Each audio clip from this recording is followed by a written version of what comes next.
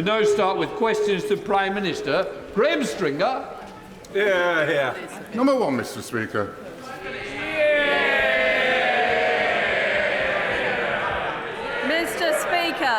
Mr. Speaker, this Saturday marks the first anniversary of the senseless murder of our friend Sir David Amess. David was a superb parliamentarian who brought colleagues across this House together on a huge range of issues. He represented the best of Parliament as a devoted champion of his constituency. Our thoughts are with his wife Julia and his 5 children, as well as the people of Southend, which now stands tall as a city in testament to David's tireless work. Yeah. Mr. Speaker, this morning I had meetings with ministerial colleagues and others, and in addition to my duties in this House, I shall have further such meetings later today. Graham Stringer. I knew Sir David, and I share the Prime Minister's sentiments completely. Spooking the markets and increasing the cost of borrowing, increasing the cost of mortgages was almost certainly an act of gross incompetence rather than malevolence. But going back on the commitment to end no-fault evictions is an act of extreme callousness. Can the Prime Minister reassure the 11 million private renters in this country that she will carry out the commitment to get rid of no-fault evictions? I can. Julian Sturdy.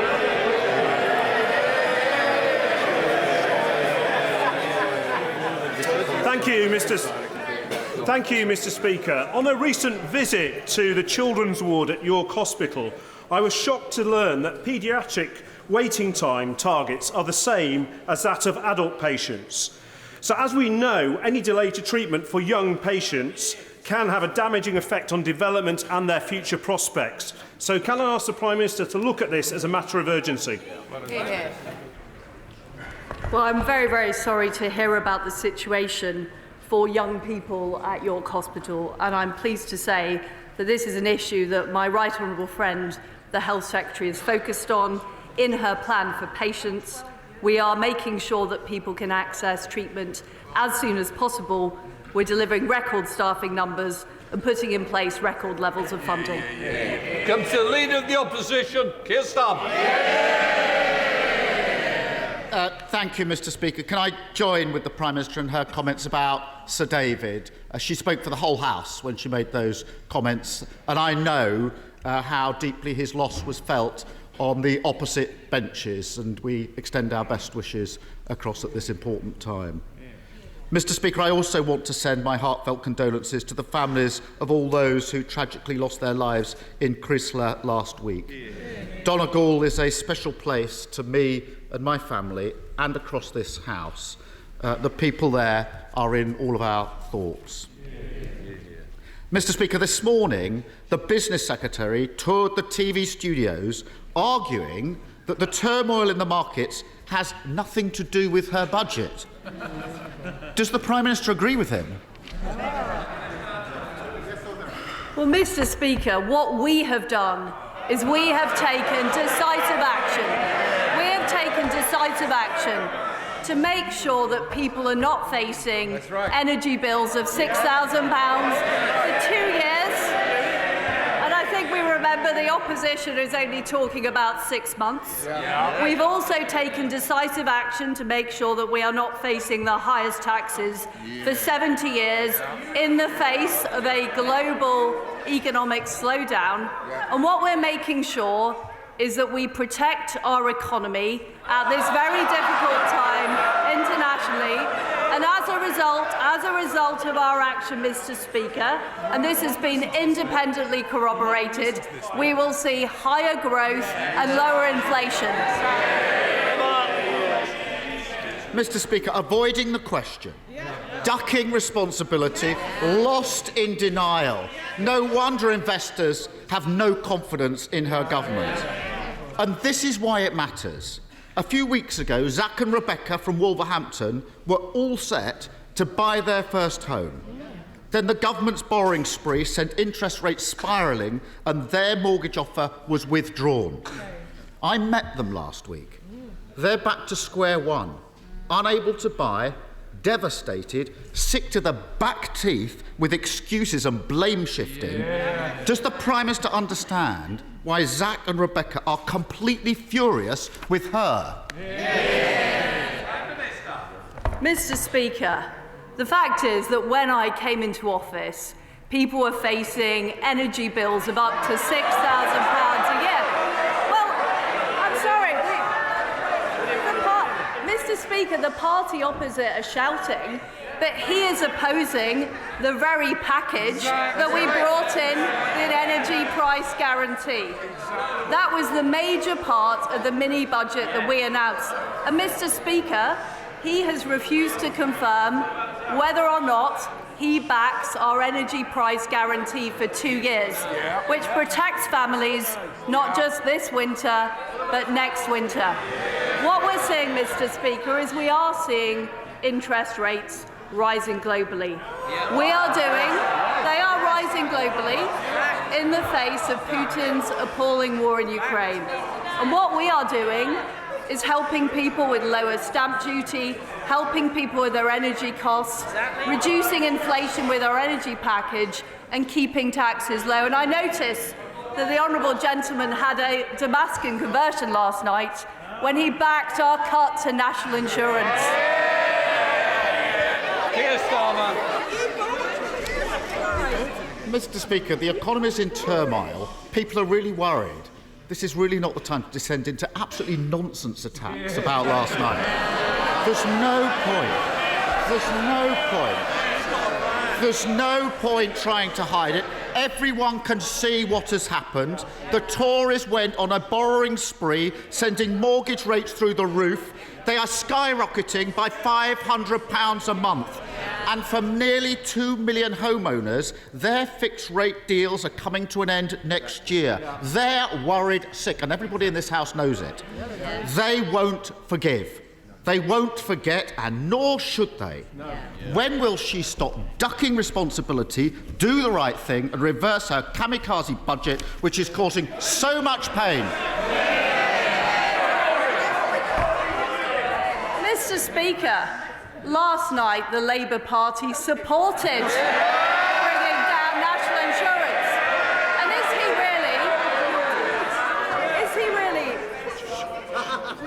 I won't see the Prime Minister. I'm sorry if her own party doesn't, but I certainly do. Prime Minister. Mr. Speaker, I'm genuinely unclear about what Labour's...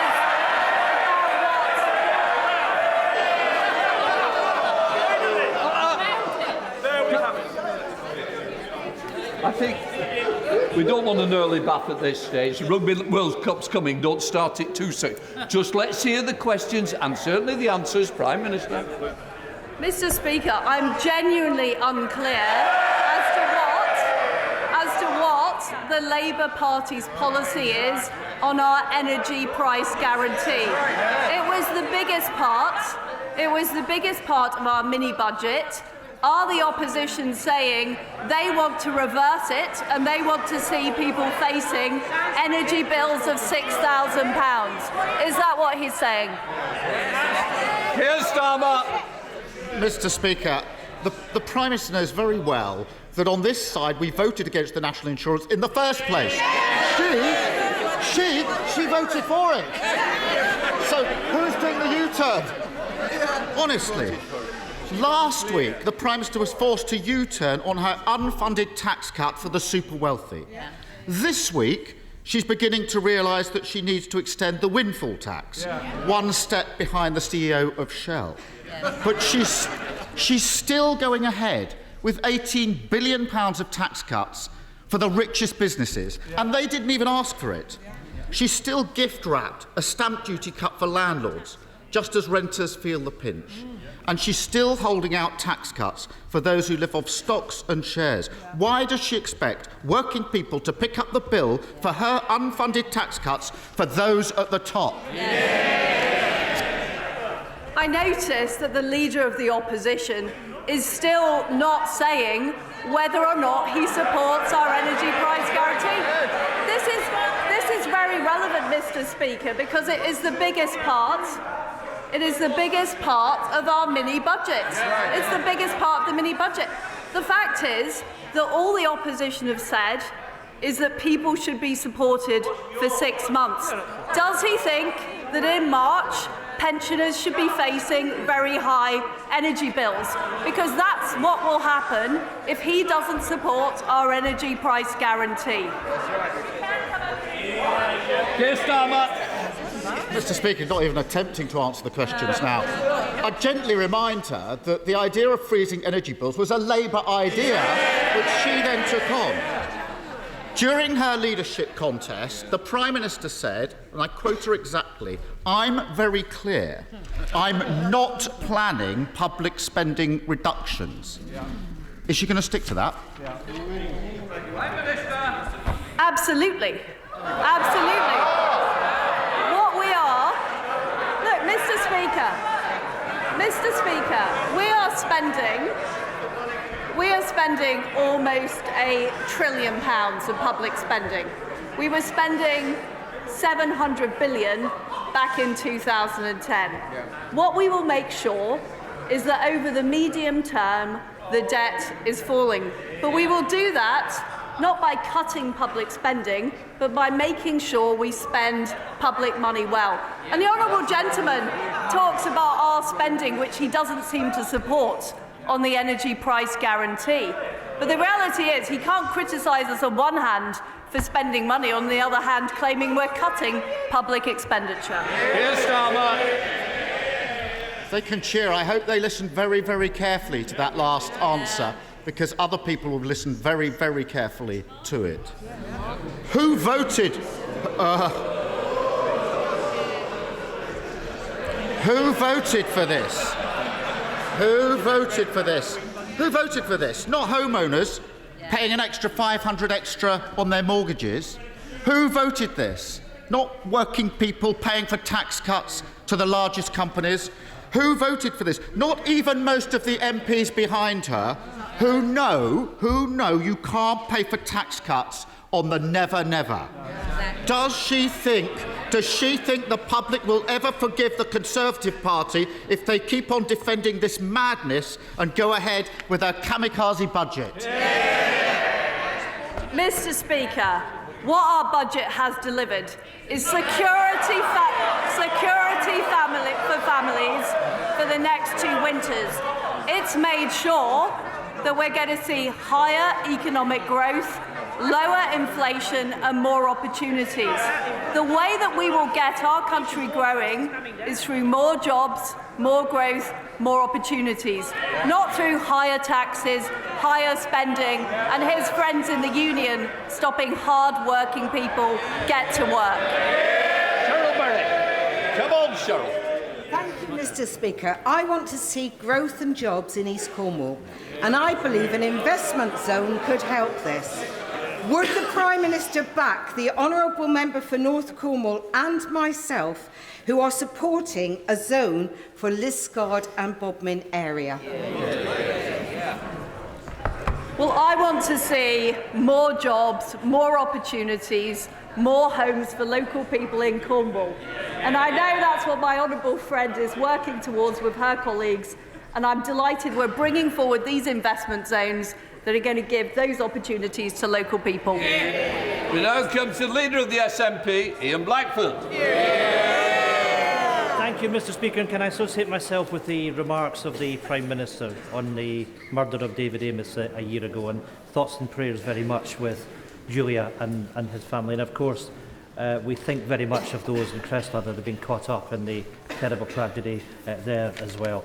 I would have hoped that if the Prime Minister is making public spending commitments today, that she would have said that those that rely on social security benefits will get their benefits uprated in line with inflation. Mr. Speaker, when the Prime Minister last stood at the dispatch box, the average 2-year fixed rate mortgage stood at 4.5%.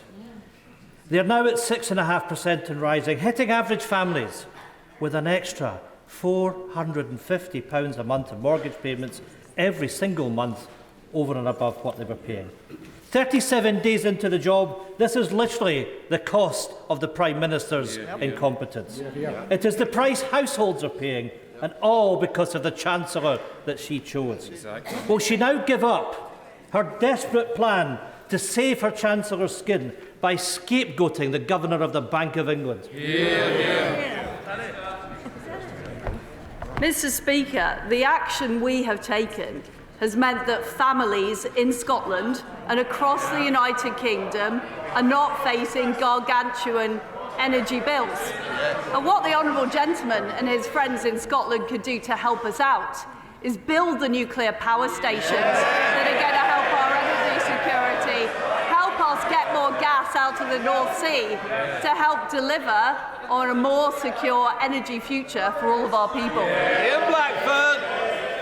Mr. Speaker, if she wants to ask us questions, we can swap places. But, you know, the reality is, Mr. Speaker, that the Prime Minister is ignoring the damage of the chaos of the mini-budget. She is worrying about saving the Chancellor's job. But many families are now worried, not just about heating their homes, but keeping their homes, Prime Minister. The scale of this Tory crisis is frightening. 100,000 households a month are up for mortgage renewals. People can't afford to pay an extra £4,500 a year in interest, and plenty are already falling behind.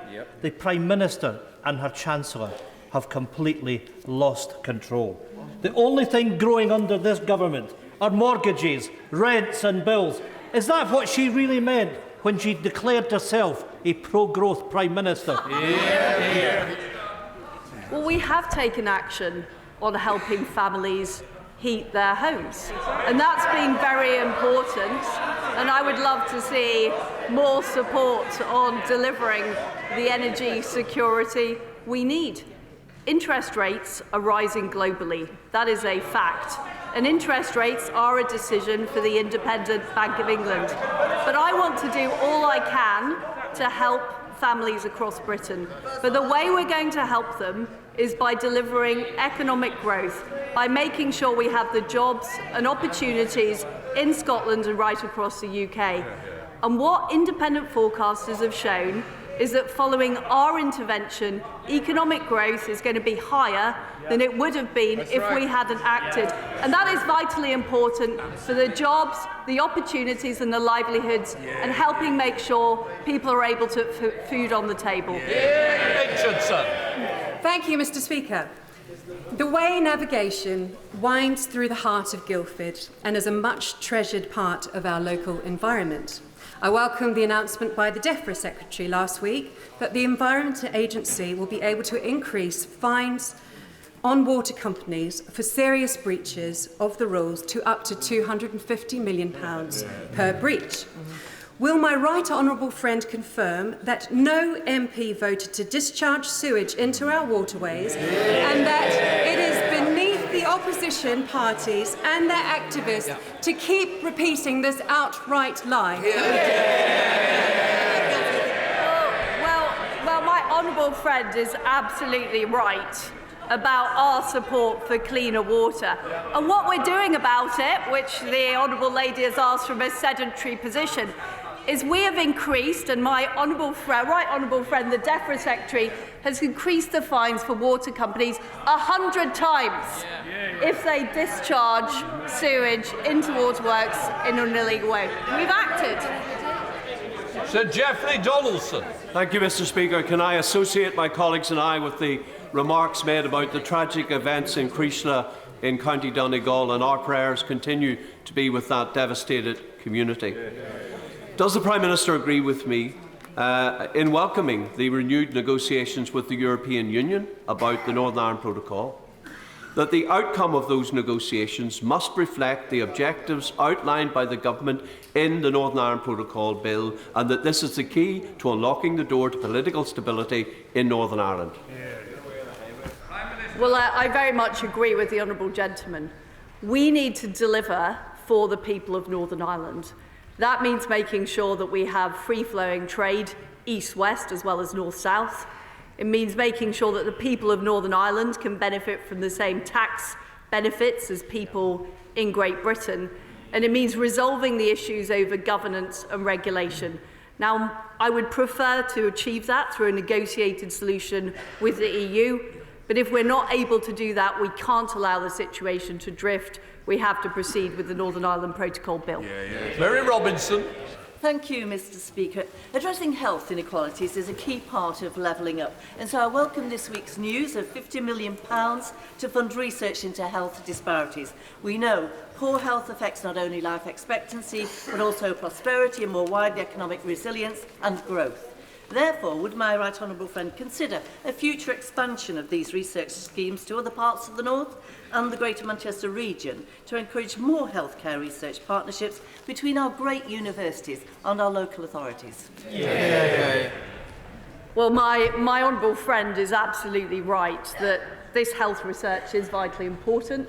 I know that my right honourable friend, the Health Secretary, is looking at whether and where the scheme can be expanded, and we will be doing further commissioning rounds to look at that issue.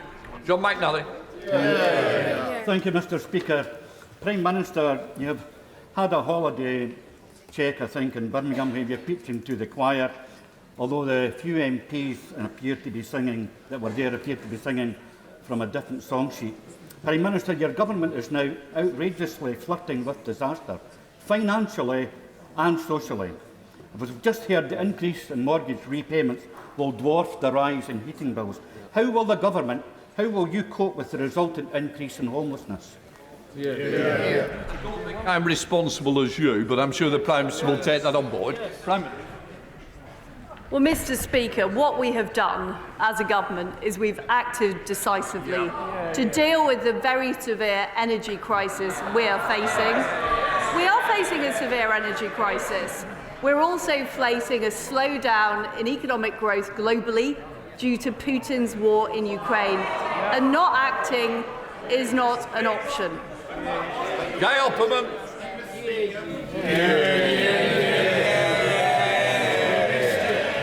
Prime Minister, the energy price guarantee is a key part of the growth plan, but too few businesses and households know about it, even if the Labour Party don't support it.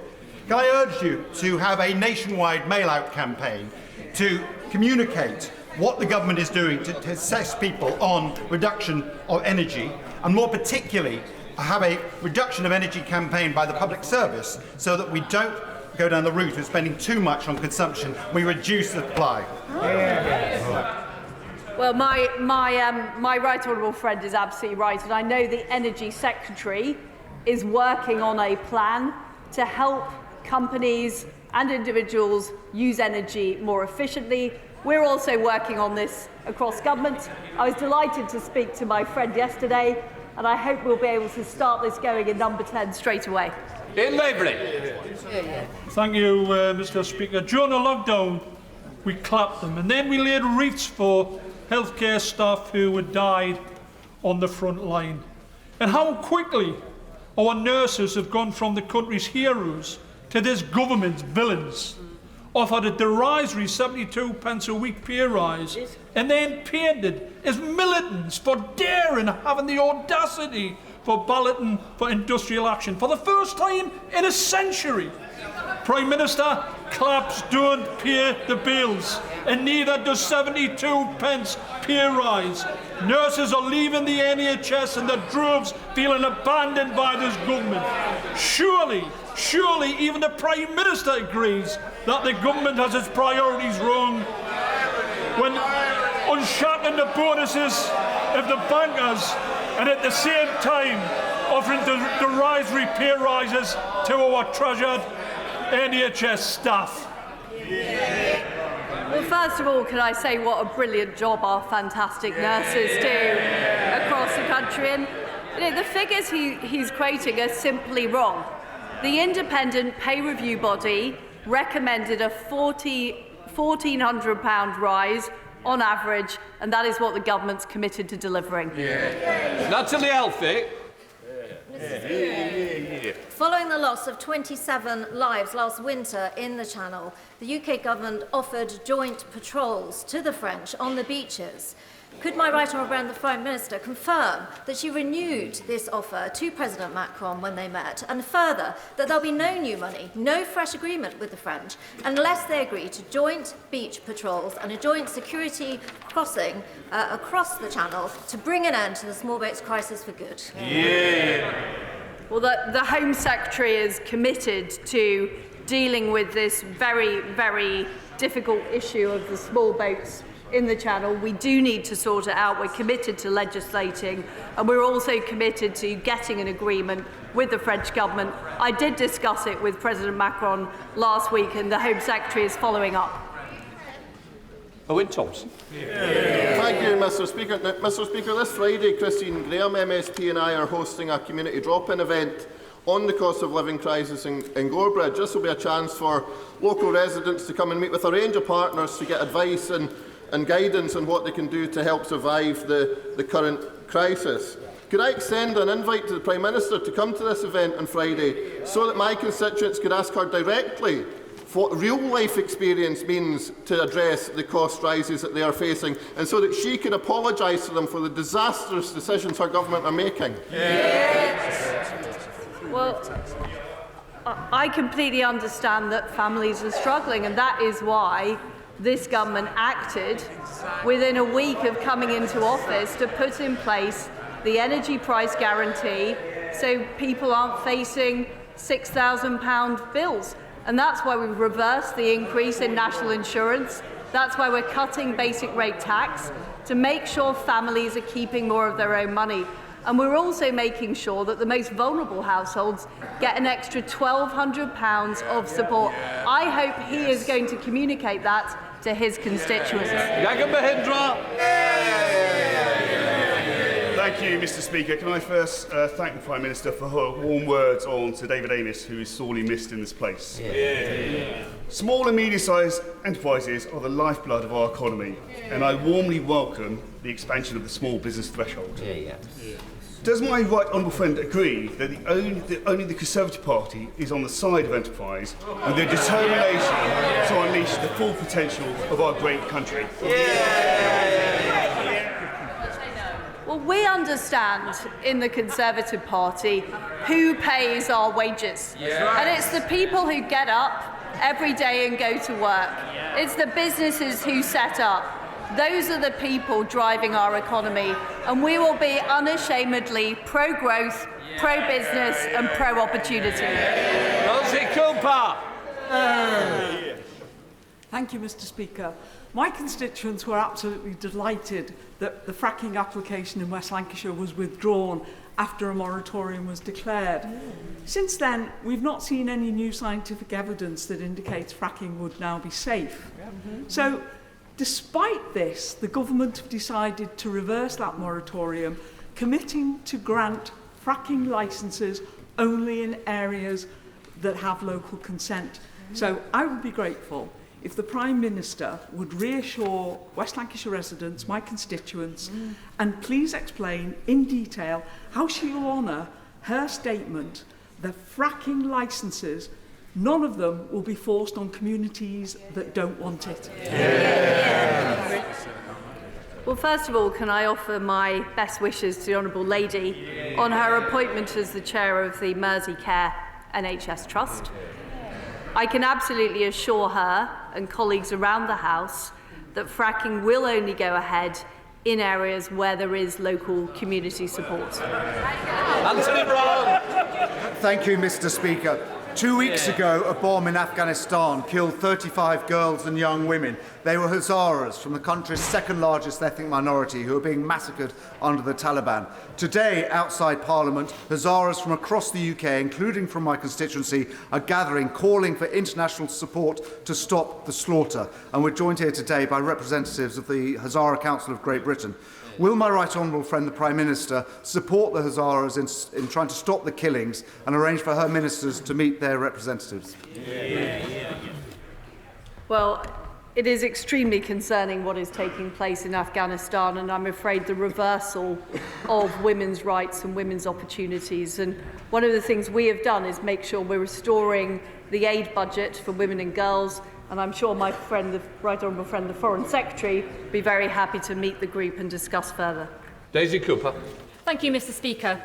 The government's botched budget gave unfunded tax cuts to some of the richest companies, whilst across the country there are hospitals who worry that their roofs might collapse at any moment. Hitchinbrook Hospital, Frimley Park Hospital and Queen Elizabeth Hospital in the Prime Minister's own local area. These are just three of a number of hospitals who need hundreds of millions of pounds, some of them urgently. So will the Prime Minister promise that every affected hospital will be given the money they need to fix these dangerous roofs in the next 12 months?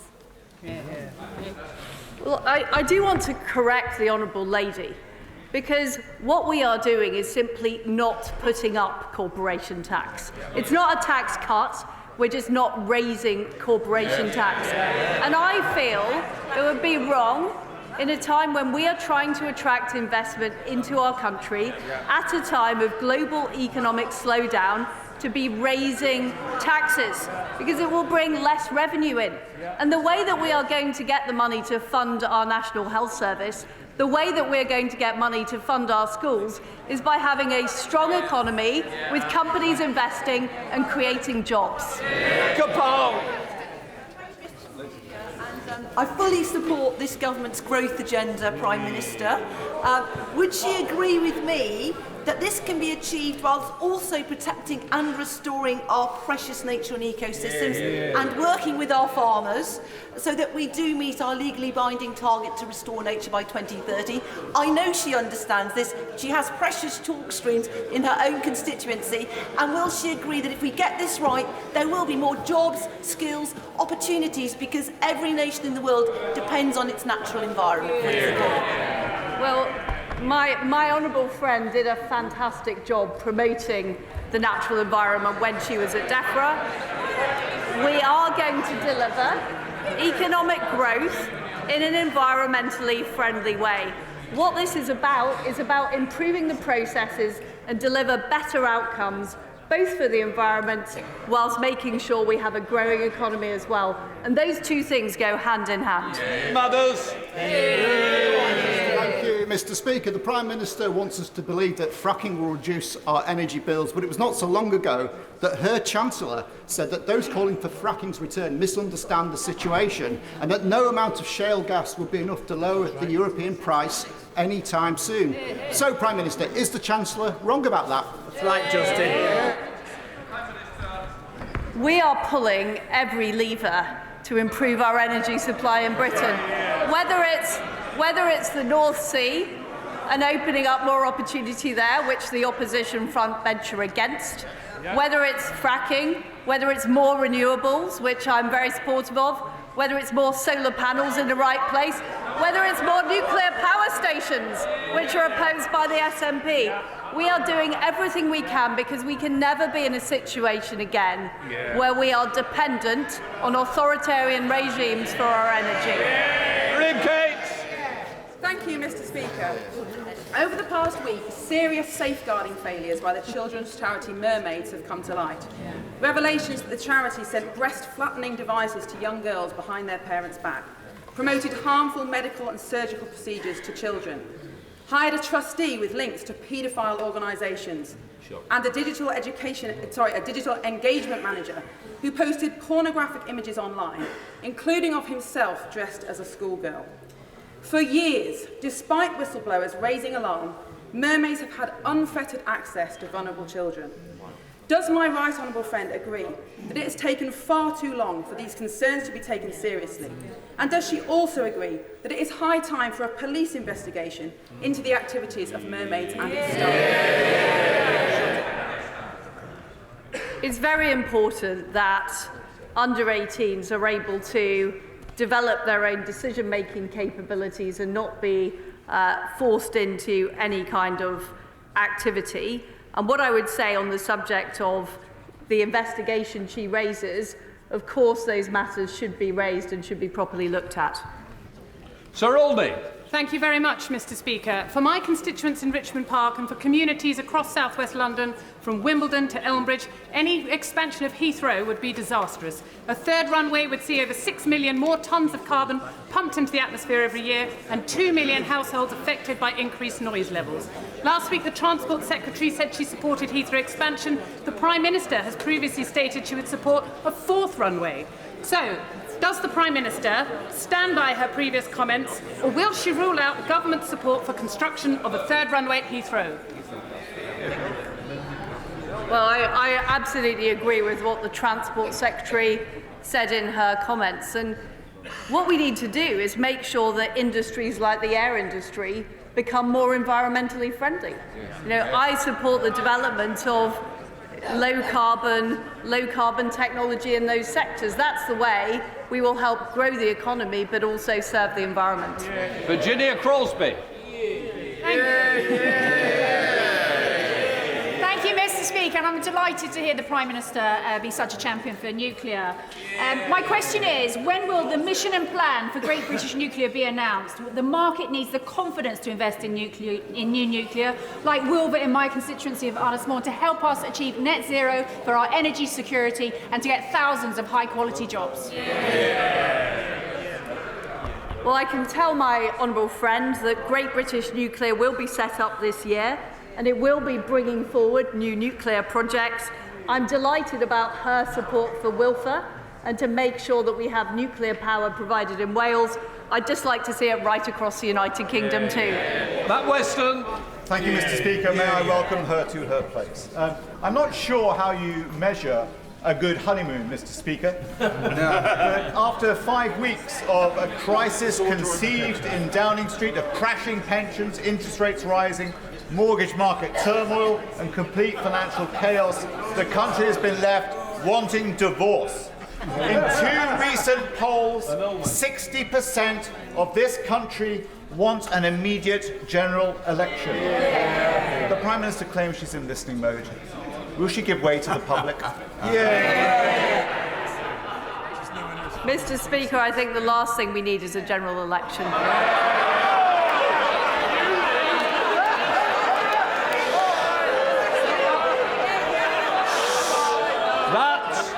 That concludes Prime Minister's questions. Let the people leave.